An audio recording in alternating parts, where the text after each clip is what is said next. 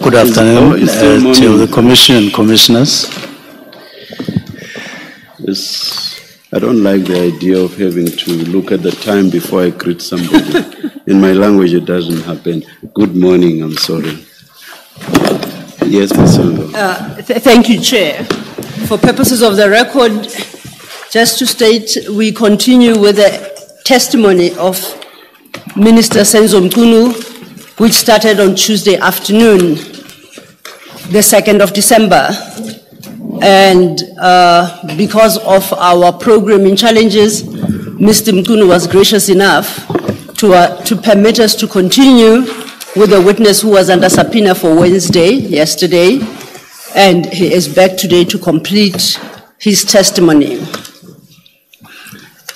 Chair, once again, for the record, when we started with the testimony of Mr. Mchunu, Ms. Lee Sigal Ngube was leading her, working with me. There's a slight change in the team today, and it's still myself, but this time I'm with Ms. Tabampuwe, Advocate Tabampuwe. But that should not impact anything at all. It will have no impact on the process. Chair, with your leave, there is something I would like to address. If anything, to correct the public perception that appears to have taken root out there. On Tuesday, when Minister Mchunu presented himself before the Commission, he was wearing a hearing aid. And unfortunately, the public has interpreted that in different ways, most of the ways exceptionally incorrect. I would like to place on record that Mr. Mchunu brought to our attention that, as with anyone, he has hearing challenges sometimes. And in order to facilitate engagement between himself and us on the one hand and the commissioners on the other, the Commission provided him with a hearing aid that is connected to the Commission system to enable audibility or to improve audibility. So that hearing aid that the public may see is not one brought by Minister Mchunu. It has not been provided to him by his legal team or anyone, and it is for no other purpose except to facilitate better hearing by him. So I thought it is necessary to put that on record and clear any misconceptions that may be there out publicly. Thank you. Thank you, Ms. Thank you. I was about to ask where it is today. I see Mr. Michaels taking it across.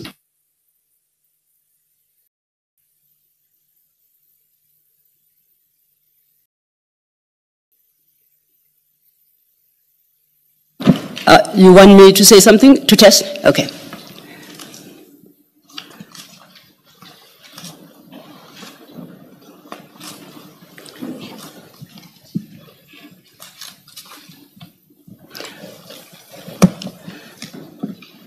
Are you comfortable? Are we ready to proceed, Minister Mchunu? Very comfortable. Thank you very much. Thank you. Mr. Mchunu, as the situation was on Tuesday, you should have before you a file containing your statement that you had begun to testify on Tuesday afternoon. And then you have a series of files that are marked, 4 of which were tendered on your behalf together with your statement, and that contains your annexures. And there are 3 other files, and these are marked exhibits. And those are the documents that are being tendered by the Commission or by the evidence leaders. As it is practice, as and when we need to refer you to any particular document during the course of your testimony, we will do our best to be as precise as we can and direct you to the correct file and the correct page. So for the moment, you don't have to worry about the fact that you are surrounded by 8 files. We'll find a way to manipulate our way through it, through all that morass. Turning then to your statement, when you left the Commission on Tuesday, you had gone as far as page 21.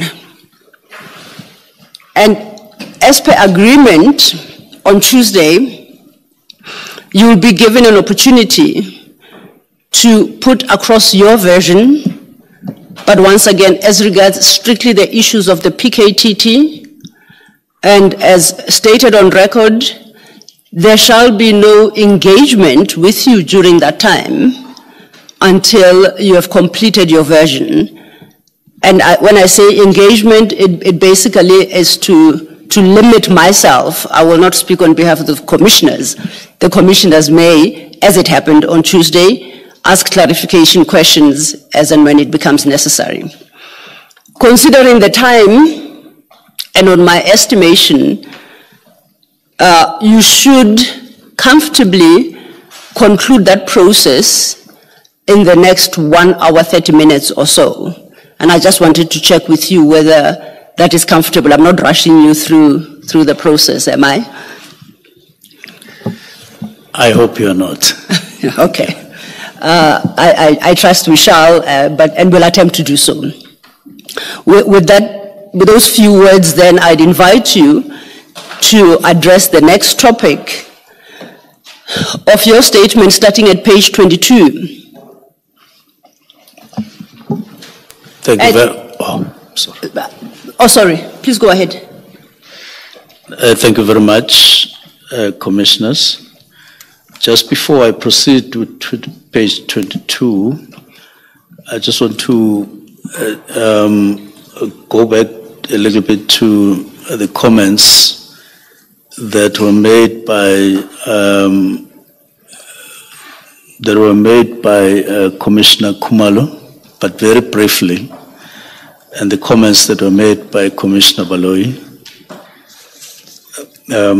Just to say that when Commissioner Khumalo asked me to cast my eye on paragraph 8.10 of the Marai Committee report, I did so. And my reading of the paragraph, that 8.10 says, task teams, I quote directly, should be subjected to an impact analysis by organizational development and strategic management in the province to ensure the feasibility of existing teams. This was now 2024. They were worried about the state of the teams or some teams in some provinces, and then putting a mechanism for that. So my reading is that it is with reference to the provincial teams, the specialized task teams, and it is common cause that the National Political Killings Task Team is a national task team, and therefore doesn't apply to it. Commissioner Baloyi spoke about the existence of murder and robbery at the time or up to the end of the year 2024 when I wrote the directives in relation to the structure, the new structure that had been developed after we came, to say whether that murder and robbery was in existence or it was still to exist in terms of the new structure. And I do want to confirm that beyond any doubt, even as we negotiated the new structure or discussed the new structure during our orientation and up to the end of the year, the murder and robbery was in full existence, depending on a province here and there, but it was in full existence. And I point us to that as evidence. Even on the 12th of July, during the orientation, the presentation that was made clearly indicated that it does exist. Murder and robbery was already in existence, apart from all other evidential documentation that I've given to you. And of course, even at that meeting, there were comments like the letter was issued at the time when there were discussions in relation to the establishment of murder and robbery.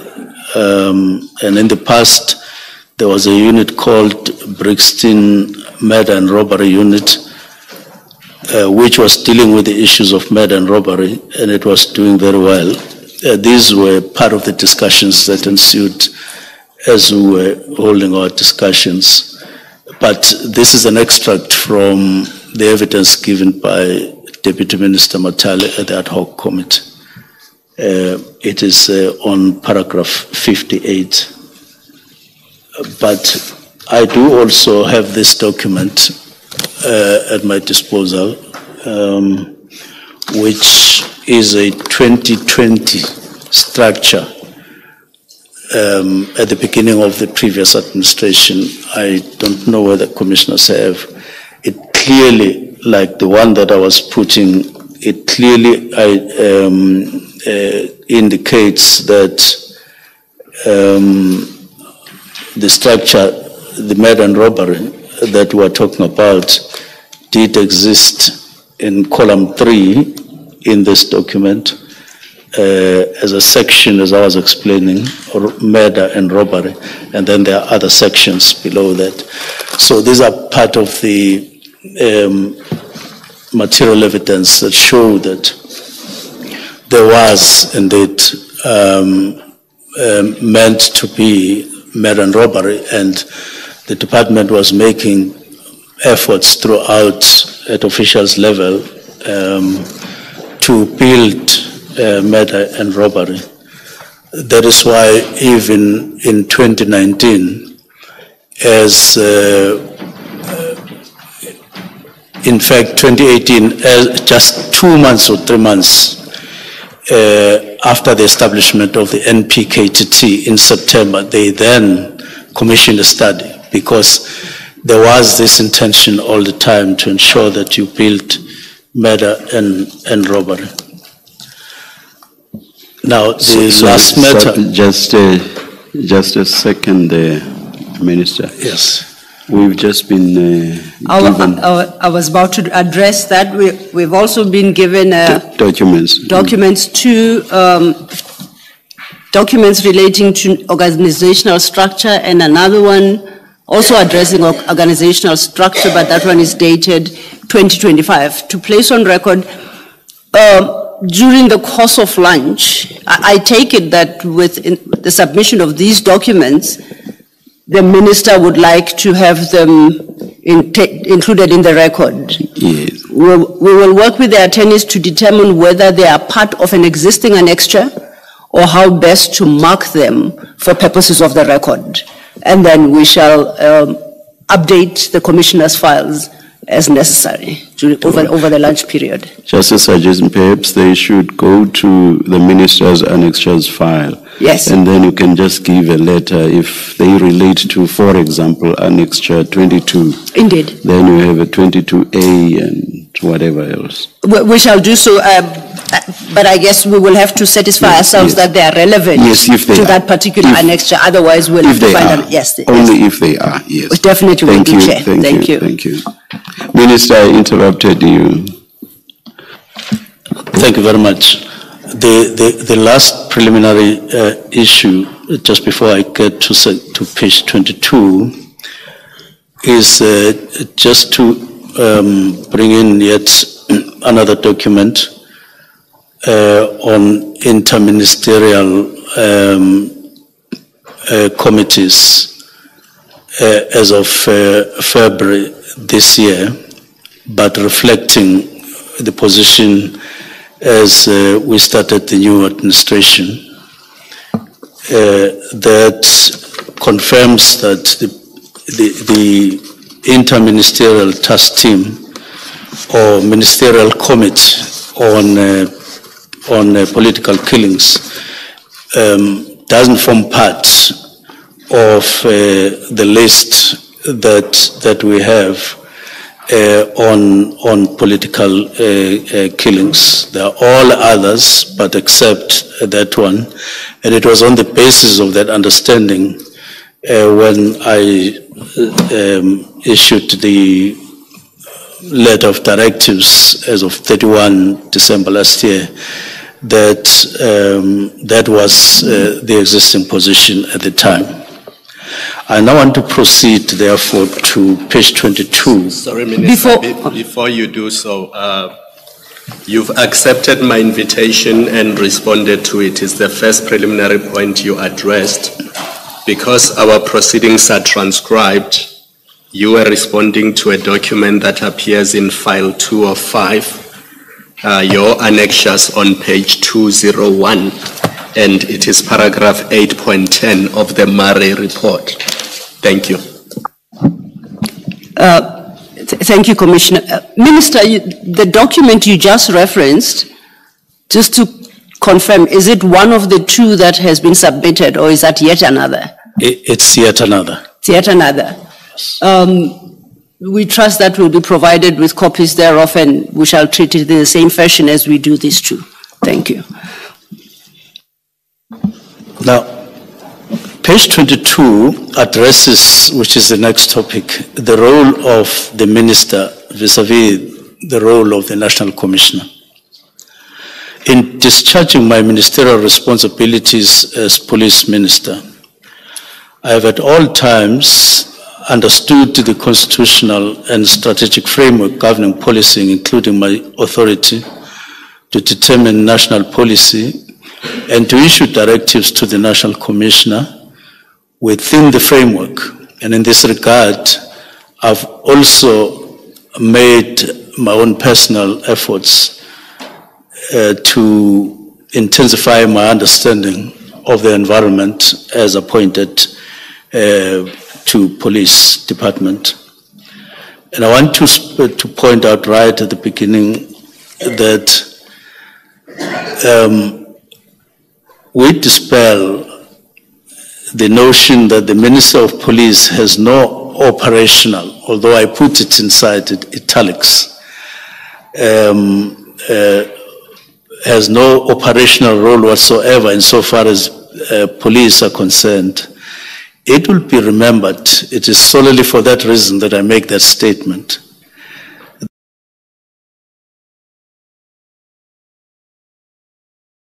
That powers, and there was no civilian and ministerial control over the functions, which resulted in grave abuses of human rights. Our Constitution departs from that particular history and places the police firmly under the public control, and the police reside under a political head for a good reason. That was one of the significant changes from the old era, the apartheid era, to the new era of democracy. And it was meant to, among other things, mitigate against what we had experienced as a nation throughout the apartheid era. Section 206 of the Constitution addresses the political responsibilities for the police service. Subsection 1 therefore states that a member of cabinet must be responsible for policing and must determine national policing policy after consulting the provinces or provincial governments and taking into account the policing needs and priorities of the provinces and determined by the provincial executives. And then section 207 deals with the control of the police service, with subsection 1 and subsection 2 providing as follows. The President, as head of the National Executive, must appoint a woman or a man as the National Commissioner of Police Service to control and manage police service. The National Commissioner must exercise control over and manage police service in accordance with the national policing policy and the directions of the cabinet member responsible for policing. So those two sections are very clear in my understanding, and I worked on the basis of what I understood them to mean. Then there's Section 207, which establishes a civilian secretariat and provides for a civilian secretariat for the police service, which must be established by national legislation to function under the direction of cabinet member responsible for policing. So according to the Constitution, minister has three distinct powers. Firstly, it is to determine national policing policy. The second one, it is the power to direct the national commissioner when exercising his or her powers in terms of Section 207 of managing and controlling the police service. And then thirdly, the power to direct the civilian secretariat for police, which secretariat must be established by national legislation. The Constitution does not prescribe the content of the national policing policy, and this is left to the minister to determine the content.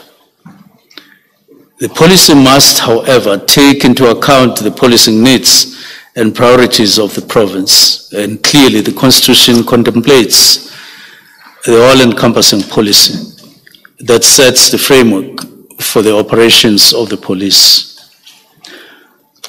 Now,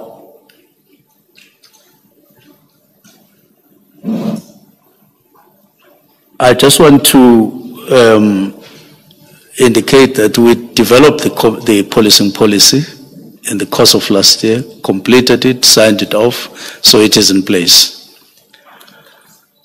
There are other sections that are relevant and are important, and I propose that I don't necessarily go through them one by one. Section 2 and 3 of SAPS Act, and then the Constitution and the SAPS Act, which indeed envisage that the policy and directions of the minister will be enforceable by, in the main, the Secretariat. And also, in paragraph 67, I make reference to the nature of the directions that the minister may issue to the National Commissioner. Now, which I'm saying are not necessarily specified in terms of the content. And of course, other issues that arise in the exercise of power by the minister. Now, I want to proceed to paragraph 68. Yes. Therefore, the National Commissioner's operational powers must be exercised in accordance with the directions and policy issued by the minister. This is not surprising, a surprising feature of the Constitution. And at the heart of Chapter 11 of the Constitution is the need to place the police service under the public control by imposing political oversight, as it has happened over time during the advent of our democracy. This is apparent from various provisions dealing with the police and providing extensive powers to the minister responsible for policing, like Section 206(1), Section 206(3)(e), 206(8), 207(2), and 207(3) and 208, all those subsections. The National Commissioner has the powers contained in 11(2)(d), and this is an important paragraph in my statement. He has sections, he has powers contained in Section 11(2)(d) of the SAPS Act to organize and reorganize the service into various components or units or even groups. But that power contained in 11.2d is not relevant to the issue of the National Political Killings Task Team, because this team was not established by the Commissioner in terms of those powers at 11.2d. I have indicated above that this was solely established through the intervention of the President and then who established then the Interministerial Committee chaired by the Police Minister, and then who then decided that there should be a structure or a mechanism called a Political Killings Task Team. Now, in the light of this framework, my oversight of high-level structural and governance issues, including a 2019 work study, proliferation of unmonitored task teams, budget effects of temporal structures, and the proper location of specialized functions within SAPS, fell squarely within my constitutional responsibility.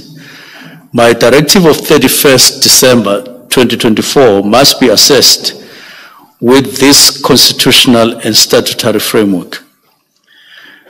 The allegation of overreach is rejected. Now,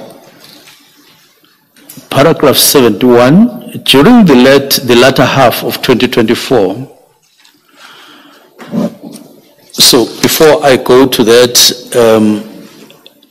not only did I believe that as I wrote that directive, I was within the Constitution and the legislative framework, but I did consult Special Advisor, Advocate Vusi Piccoli, who then indicated comfort in terms of the exercise of that responsibility based on what is indicated by the Constitution and by the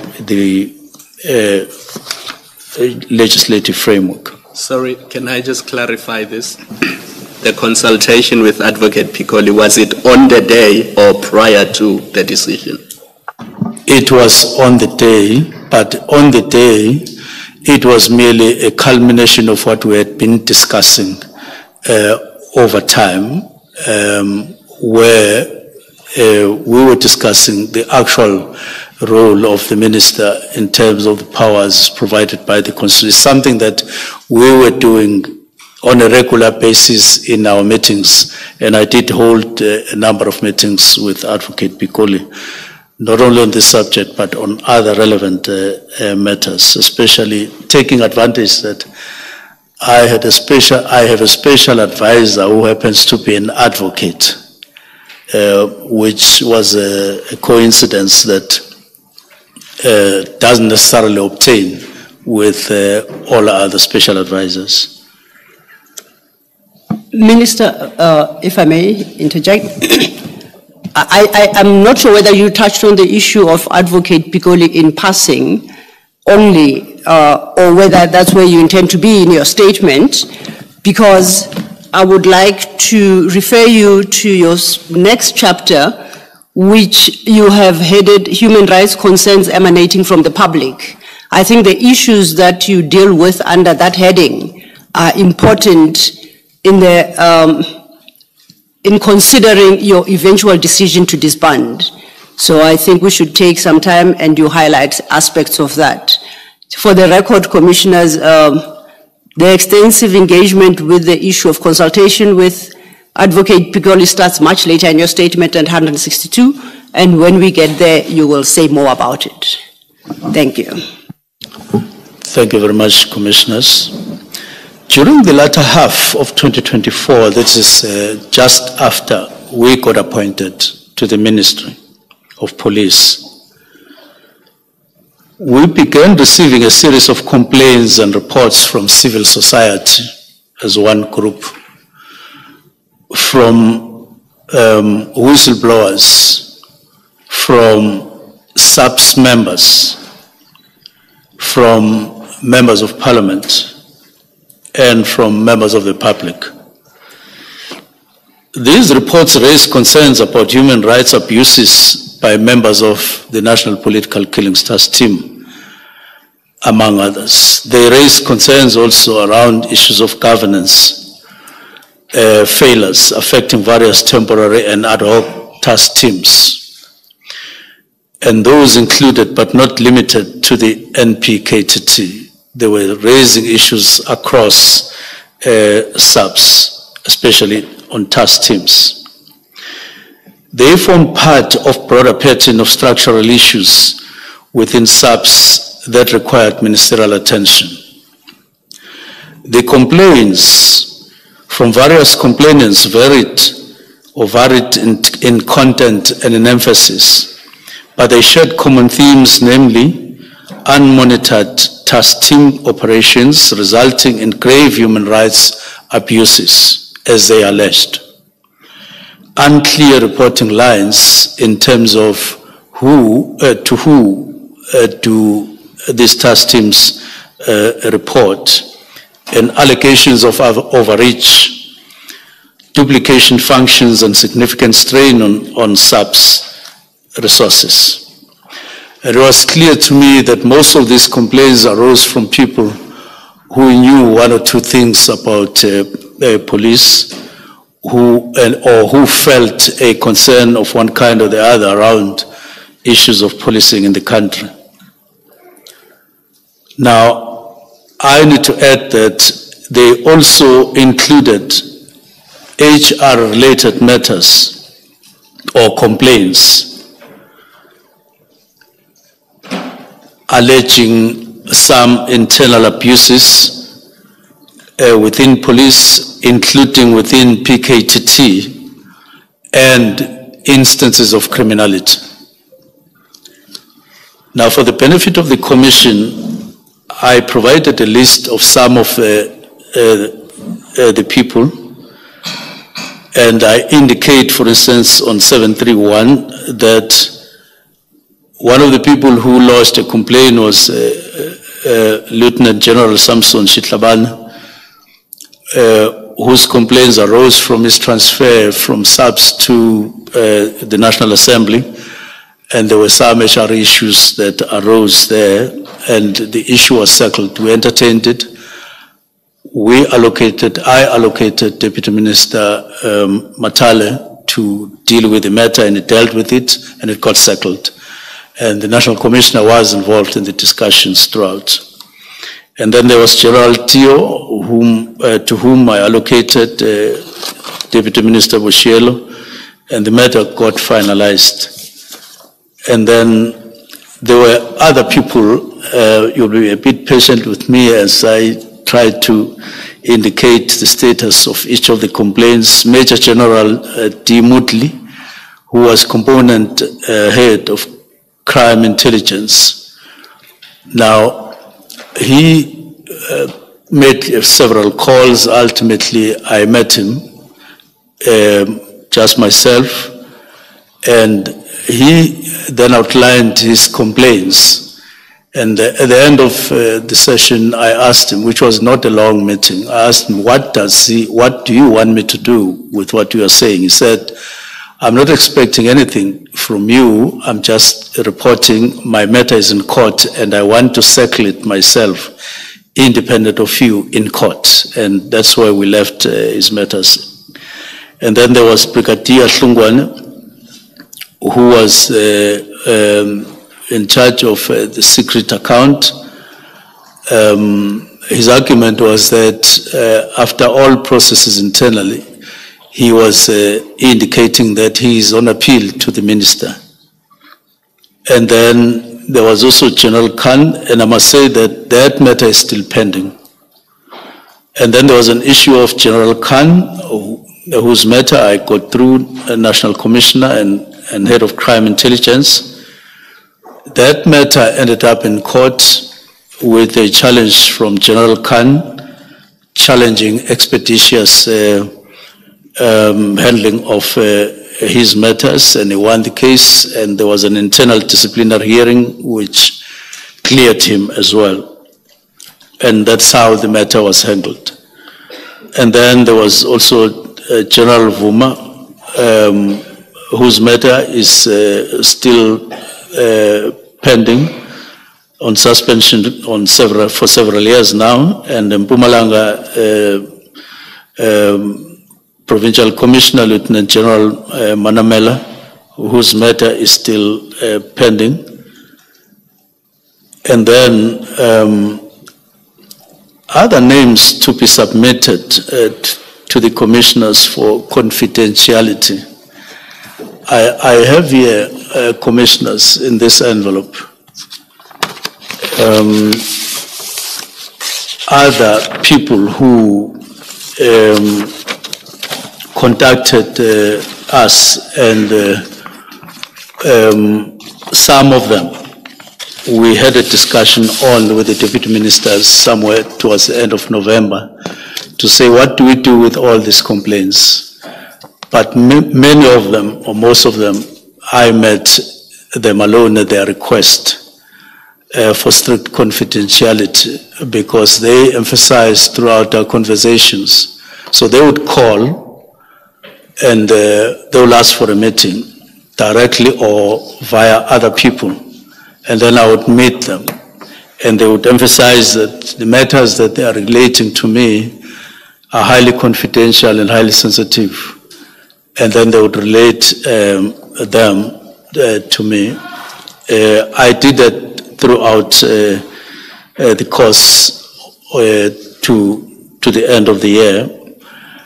And I put them in the envelope, and I would want to I intended handing them over personally to the commissioners, but I trust that you are trusted by the commission, and I'll be looking at you as you do so, because I don't want the names to be exposed by any accident.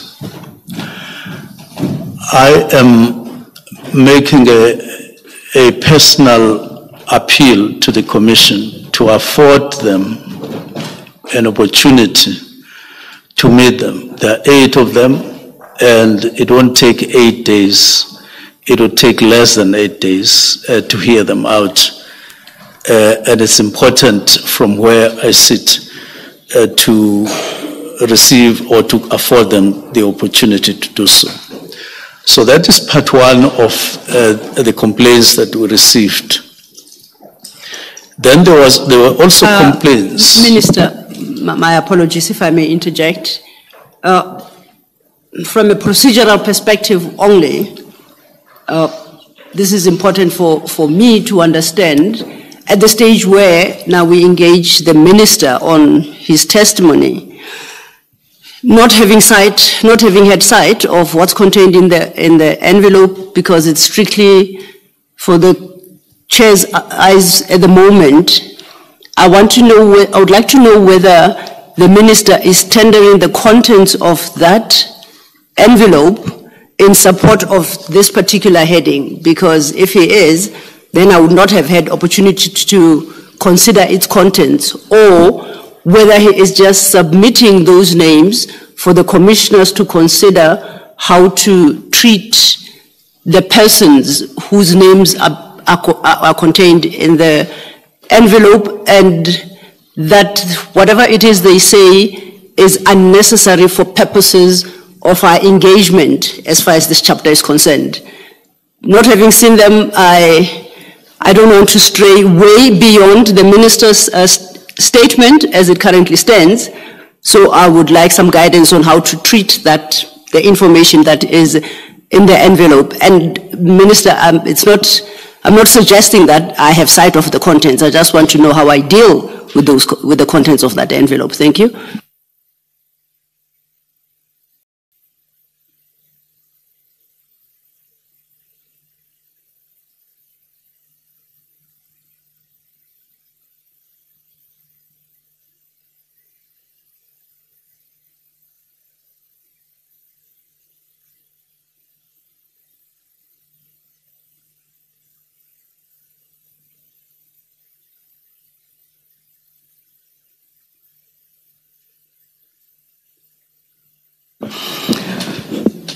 We'll discuss over lunch and we'll decide how to go about how we want to treat this. Thank you, Chair. Duly guided.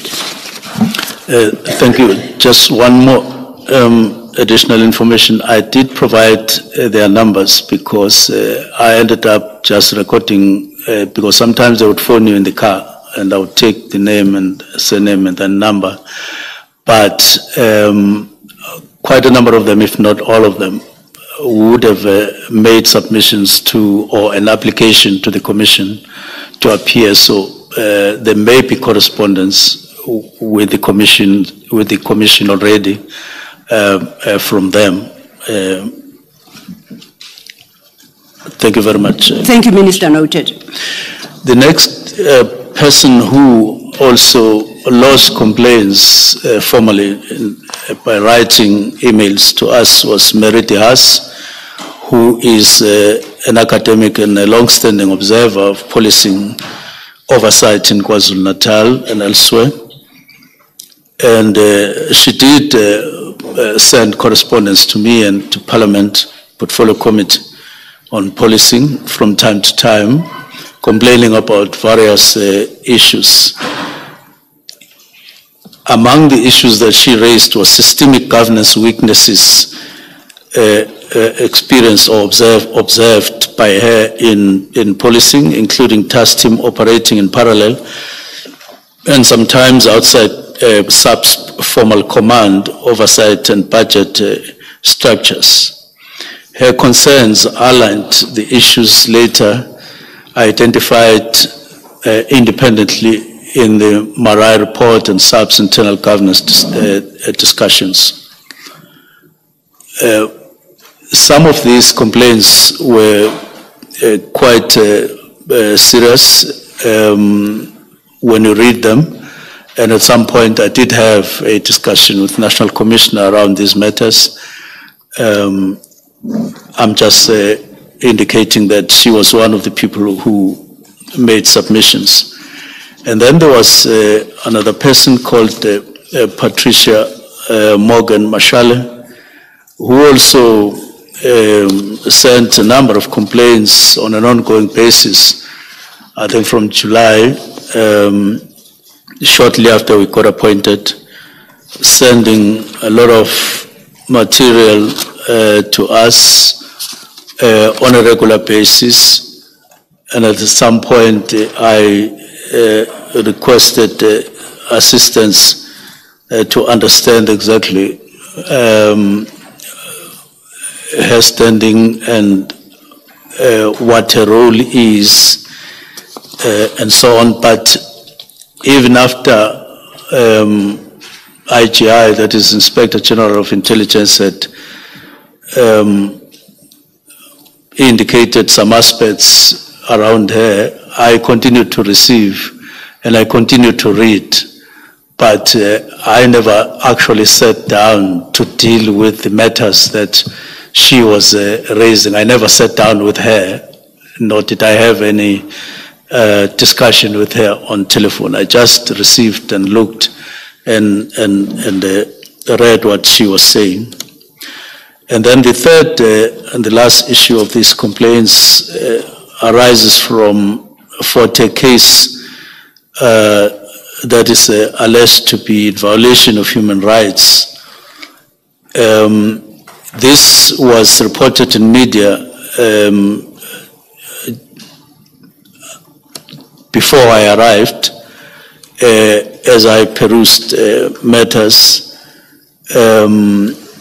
from attorneys from Bradley, Conrad, Halton, Chiclaw firm.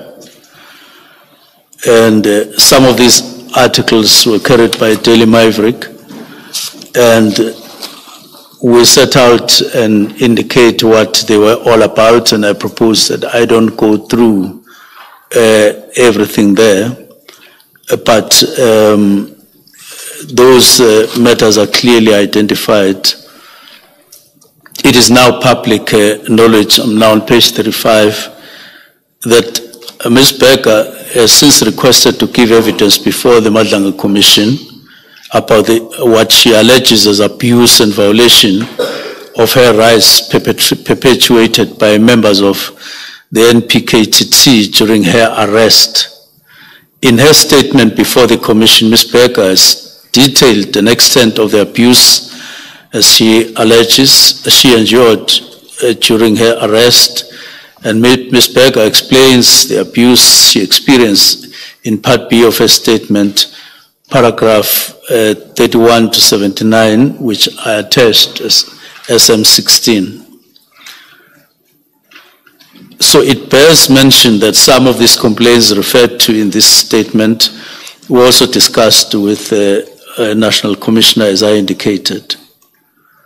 Now, the challenge posed by these examples is this. The National Political Killings Task Team has for some time been credibly accused of systematic human rights violations.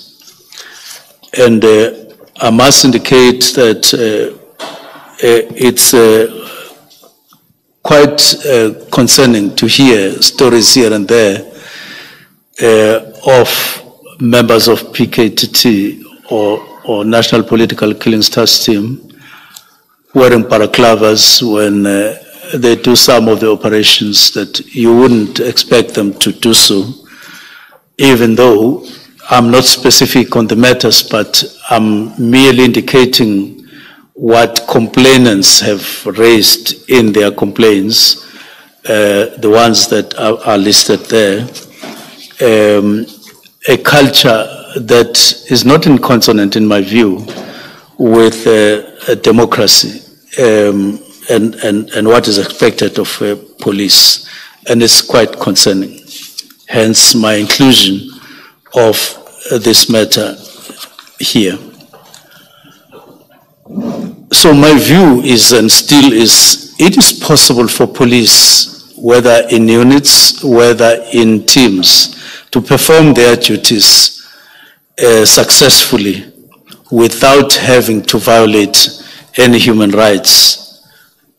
We are a country that has made a choice that we recognize human rights, that is rights of individuals in the country that must be observed as we police South Africa all the time. But I'm not suggesting that police shouldn't have freedom to or liberty to exercise their powers within the Constitution and within acceptable practices in relation to use of force whenever that is necessary.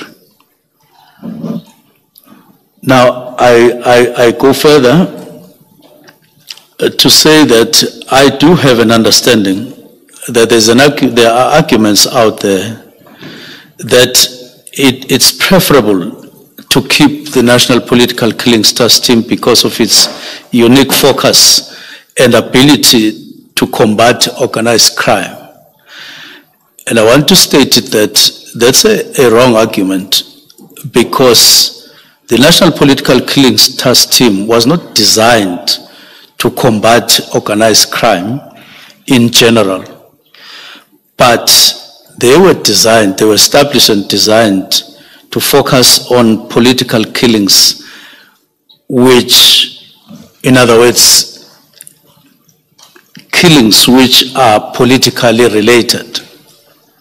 And they've been doing that strictly just that, political killings or assassinations or murders that are deemed to be political related, not other matters, not any other matter, as it were. And I will indicate later through figures or some stats that make an effort to make us understand what the Political Killings Task Team was all about.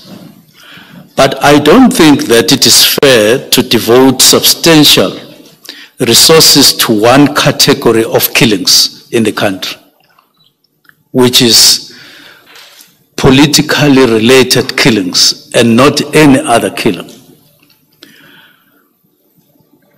when the evidence is that there is an urgent need to focus on all matters. Ever since I got, or we got appointed to the ministry, what the concern of cabinet has been, the concern of the portfolio committee has been, the concern of the public has been, it has been a very high and unacceptable rate of murder in South Africa. That has been the concern.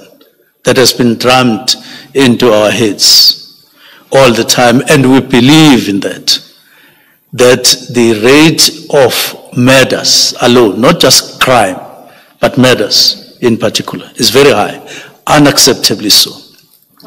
That's why, among other things, I took the initiative of calling a meeting together with the deputy ministers of the National Commissioner in November and provincial commissioners and the deputy national commissioners, just to focus on 4 crimes that we believed by that time we had observed as being a major concern in the country. That is murders, proliferation of firearms, proliferation of, if I could use that word, of drugs in the country, and GBVNF. We focused on those only. Now, those kinds of situations or those crimes, as we identified them in November, they rather dictate to your conscience and yourself as a need, pointing to a need, maybe not exclusively, but almost exclusively, that you need to attend to those because they are the ones who characterize criminality in South Africa more than any other. When people say there's crime in South Africa, they are pointing to murders. They are pointing to these other 3 that I've indicated. Hence, our focus. Much as political killings, as identified in 2018, are important, there is murders of councillors and other officials at the local sphere. Much it is important, and it was important to attend to that. But there is a need to recognize that outside that number or that category of people, there is a lot that is happening. And therefore, we can't keep on focusing on just one category, which in my view is small compared to the other, as statistics will indicate. I then proceed to try to get deeper into the changes that were necessary and necessitated by the directive that I issued on the 31st of December last year. Where are you now, Minister, in your statement? I'm on paragraph 99. I'm proceeding to paragraph 99. A central consideration that informed my approach was the need to strengthen SAP's permanent structures rather than continue to rely on a temporal project. And this was based on observations. So by late 2024, it was increasingly clear that concentrating significant resources exclusively on politically motivated matters was no longer efficient or justifiable. Relative to the national burden of violent crime, political killings constitute a small proportion, and a broader systemic consideration was required. Now, by saying this, I do not mean that there is no need to focus on political killings. But I'm simply making the point that for me, the disproportionate spend on the country's resources for political killings, while other systematic murders are ignored, can never be justified. What I wanted to achieve and still do is a balanced approach to crime fighting, particularly where matters are concerned.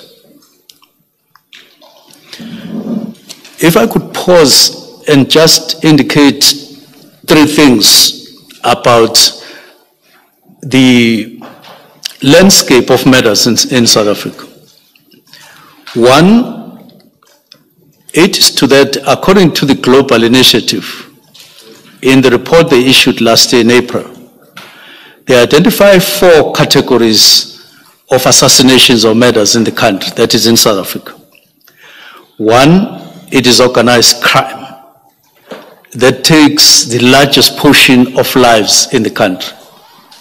And they estimate it to 35% of murders in the country.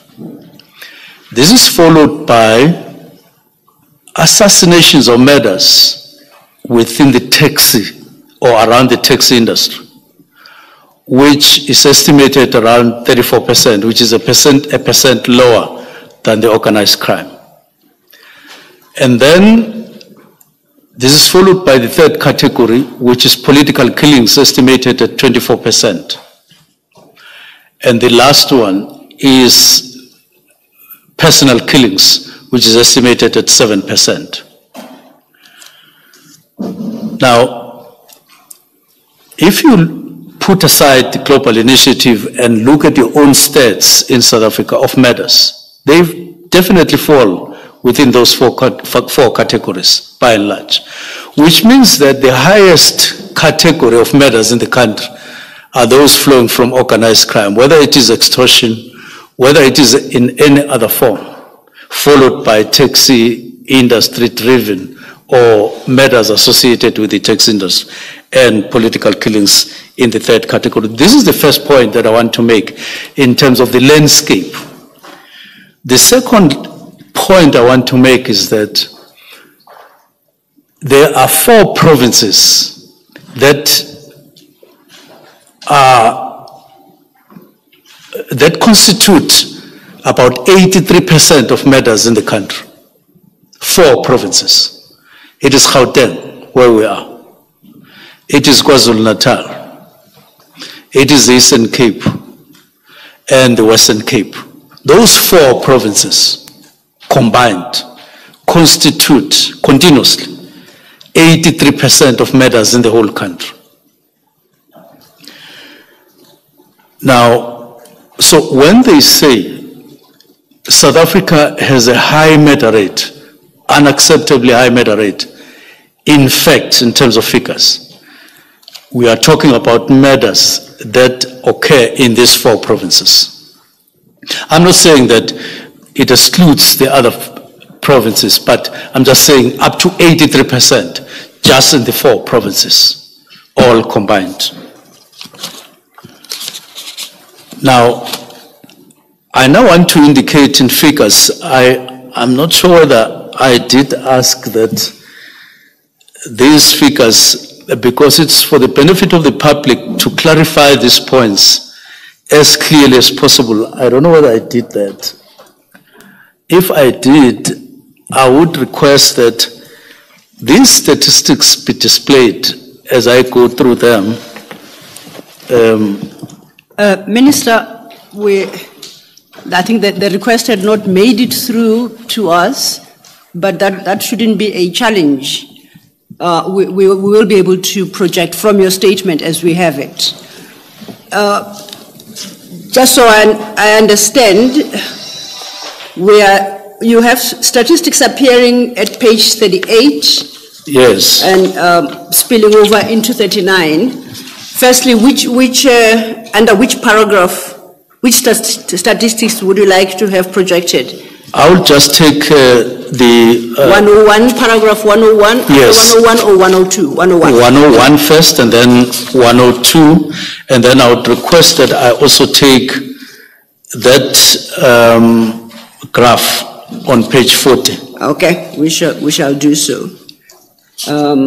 If you could just give us a second. In the meantime, you can continue with your testimony as soon as, I think we're up and running.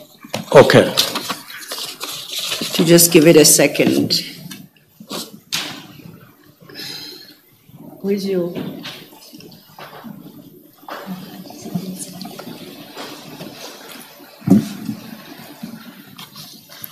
Well, not so soon, it turns out. Okay, thank you. But I believe you may continue as soon as it comes up, then you will turn your attention to the table. Okay. Thank you. So at the end of the statistics that we will indicate, which will also take us to some of the figures that we have on PKTT figures, as we'll be comparing, the summary that comes out of these figures and the graph, it tells you that between the years 2016-17 and 2024-25, SAPS recorded an average of 23,043 murders per year national.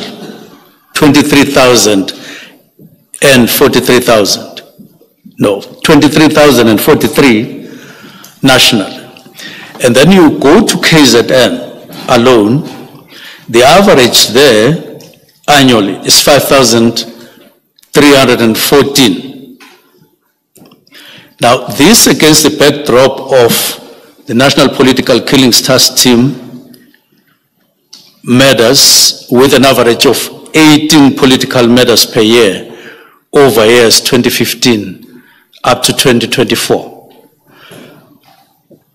We were just indicating averages to make my earlier point after the statistics. I may as well, because stats are now here, to indicate what I wanted to indicate.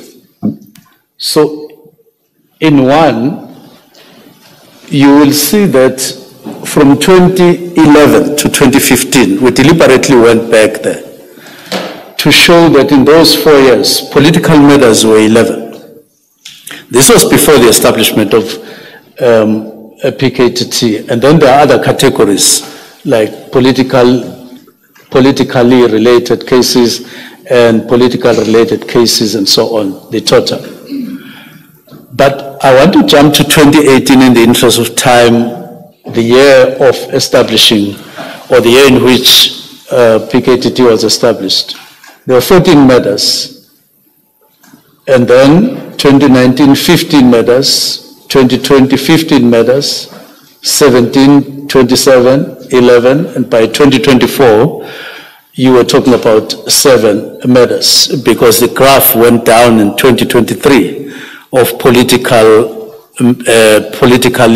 motivated murders, down to 11, and then to 7.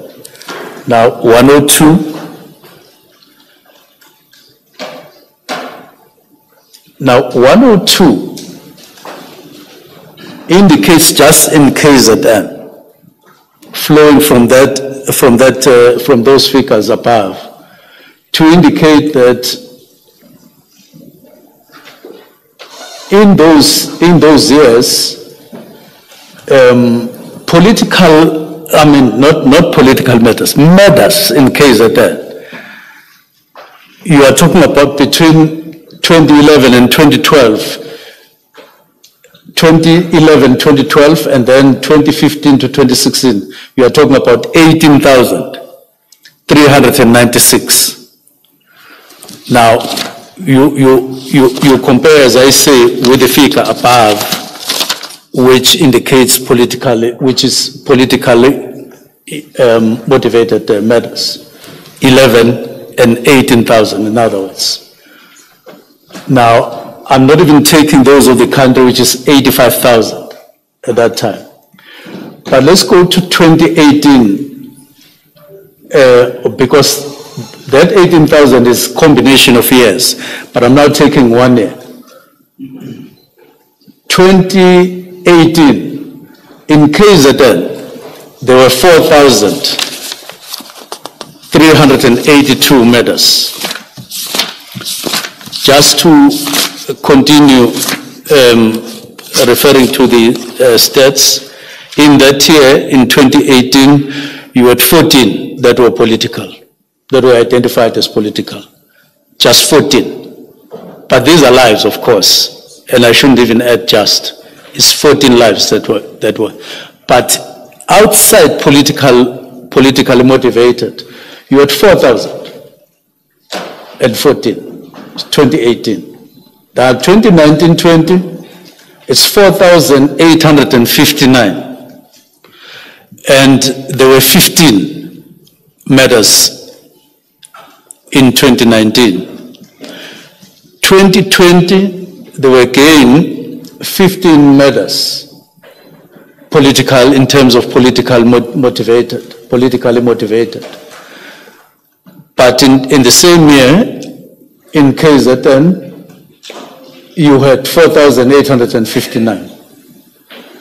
Now, 2020 to 2021, 4,825.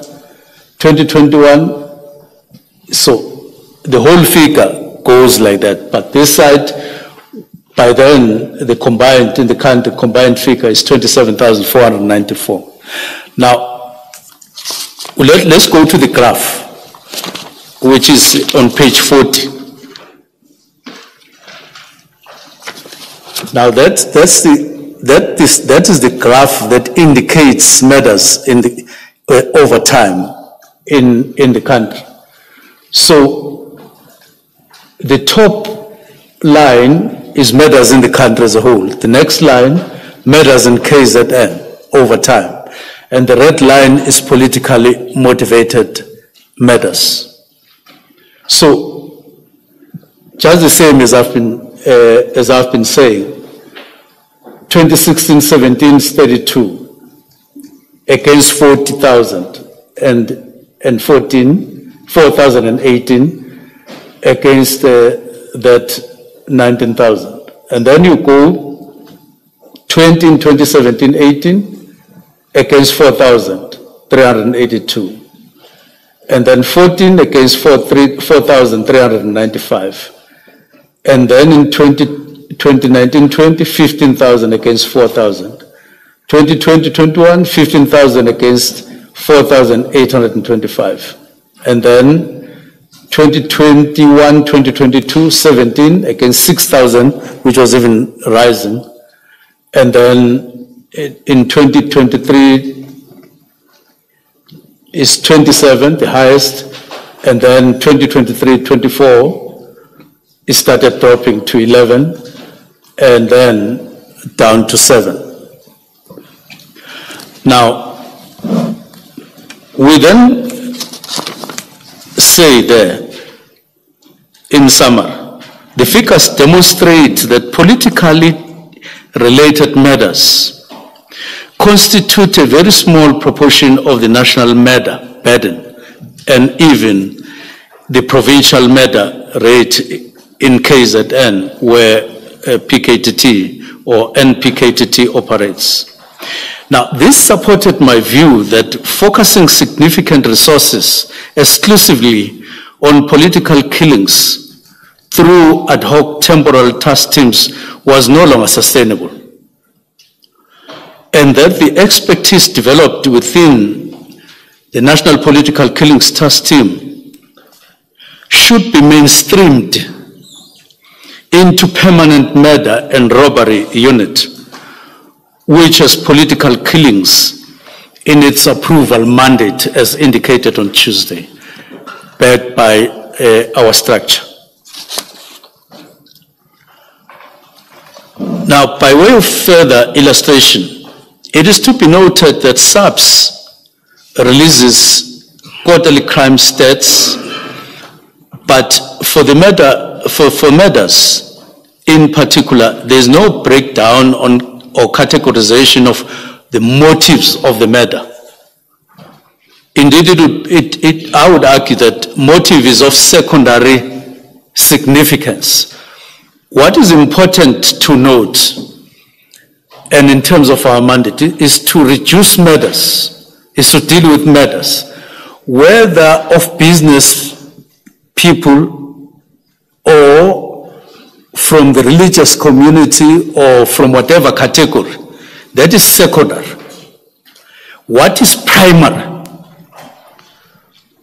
What you get paid for, where you earn your title as minister, and in my case as an individual as minister, is our performance in relation to the face of criminality in South Africa, face of crime in South Africa, which is the murder rate, not murder rate of a certain category of people in the country, but murder rate.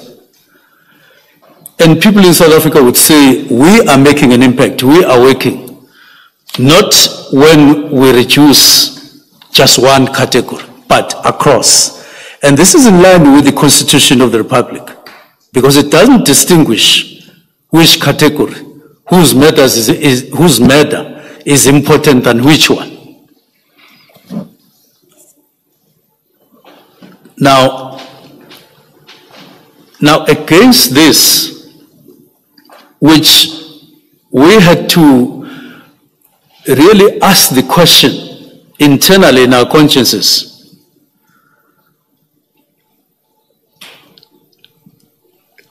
do we continue like that?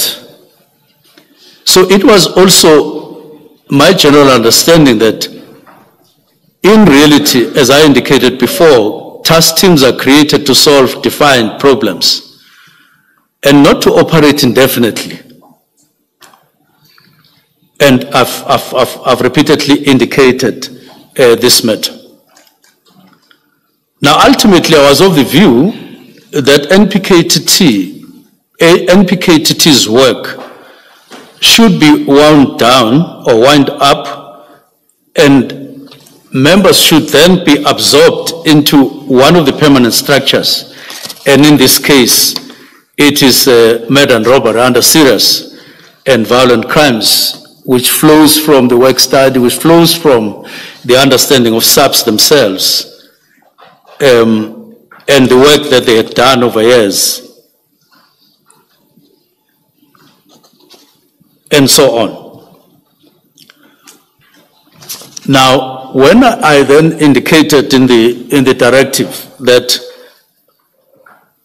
NPKTT is no longer serving the main concern, in other words, no longer addressing the main concern, and I put it as no longer required, it was based on the disjuncture that I was feeling internally, that in reality there is a disjuncture, and it's backed by figures.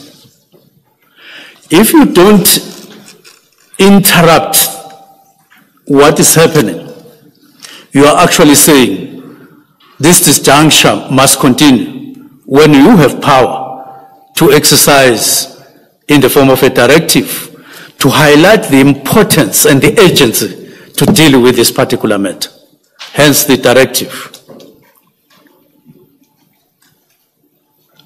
So it was not out of not recognizing the work done by the PKTT, despite the fact that, as I have indicated, it's a small category of people in reality. But we do recognize the work that they did as individuals and as a team. But time to mainstream, as indicated by the structures of SAPs over time, had come. And we had to take a stand to say, let's now change in line with what is actually happening in the country in terms of murder and robbery. So it was in that context that I indicated no longer required. It was based on stats, not meaning to say individual members within PKTT would then be made to retire. It was time to mainstream them and go to murder and robbery and even use some of the experience acquired there to mainstream, especially in the 4 provinces, as I've indicated. And I still believe very strongly that we should persuade one another in the country that we mainstream, because reality is pointing elsewhere. Much as we can what is this? It is to sentimentalize or sensationalize. Sensationalized. The chair is very helpful, and I'm indebted to you, Chair. We should work beyond the emotions on this matter. Try to persuade us beyond emotions, and sensationalizing the matter. Go beyond that.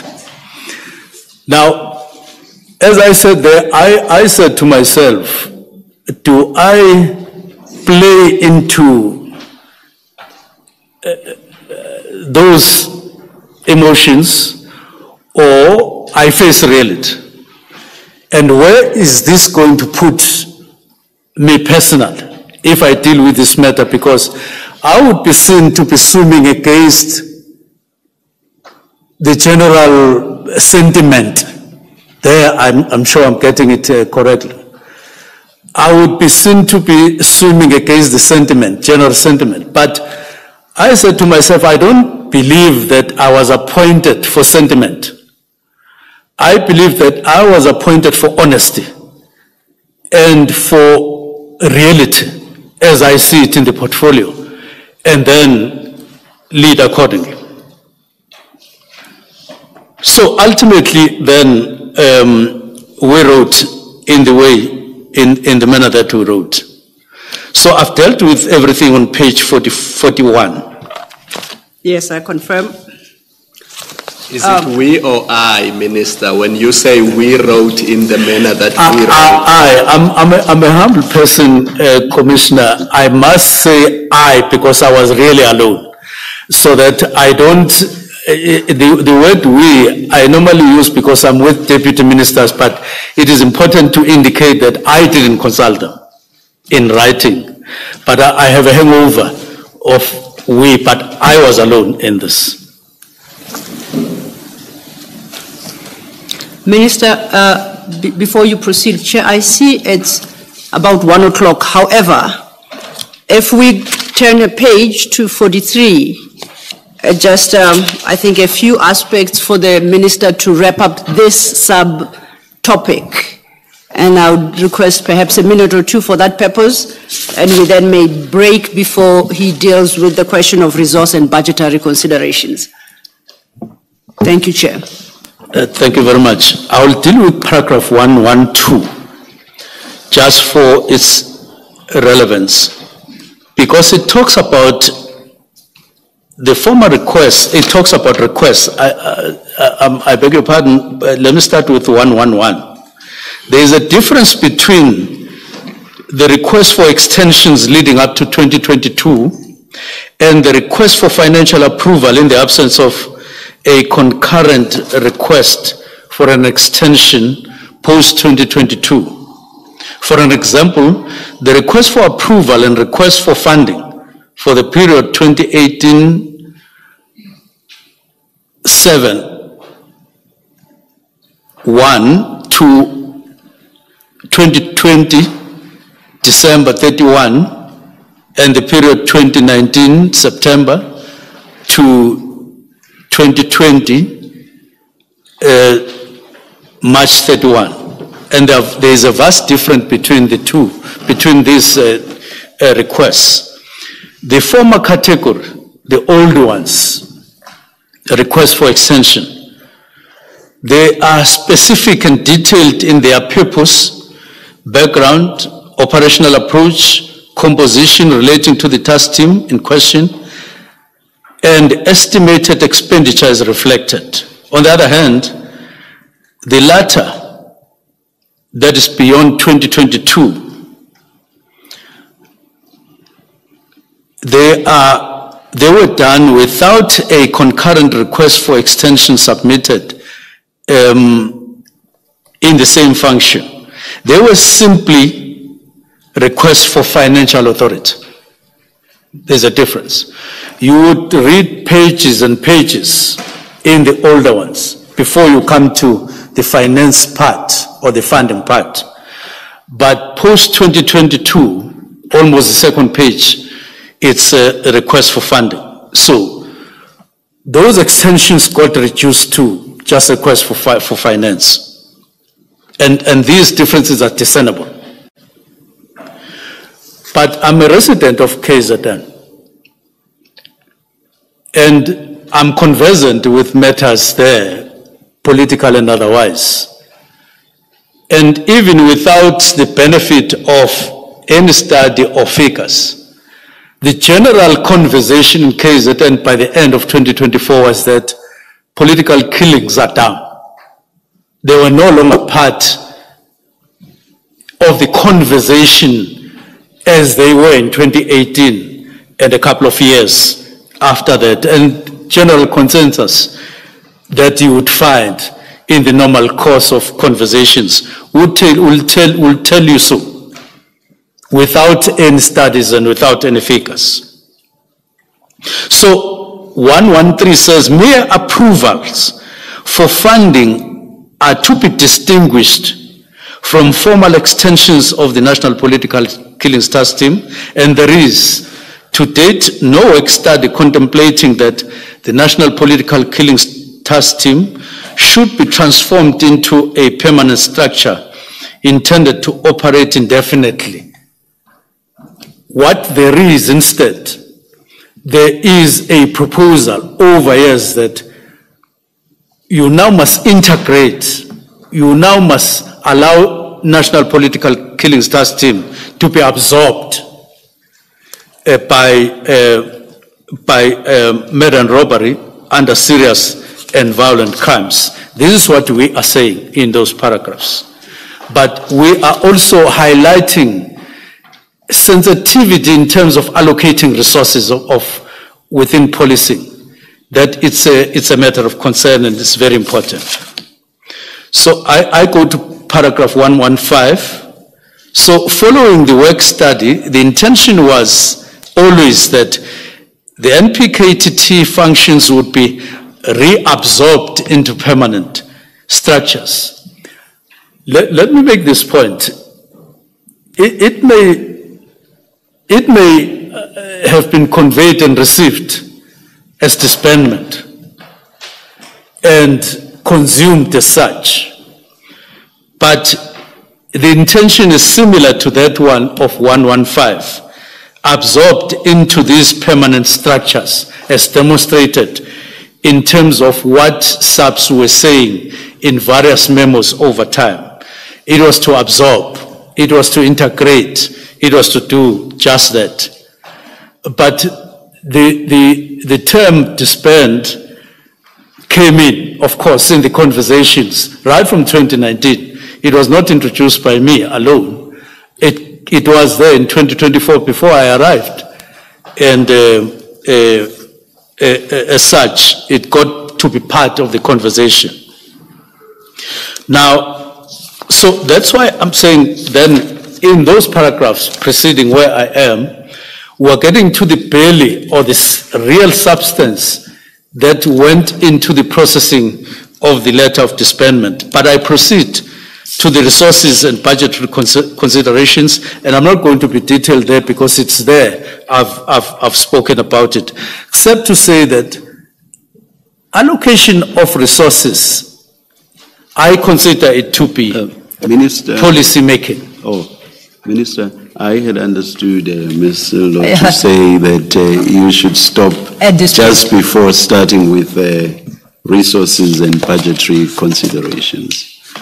Let us... yes. Before we do so, Commissioner Kumalo's mic went on. I thought he's got a question for the Minister.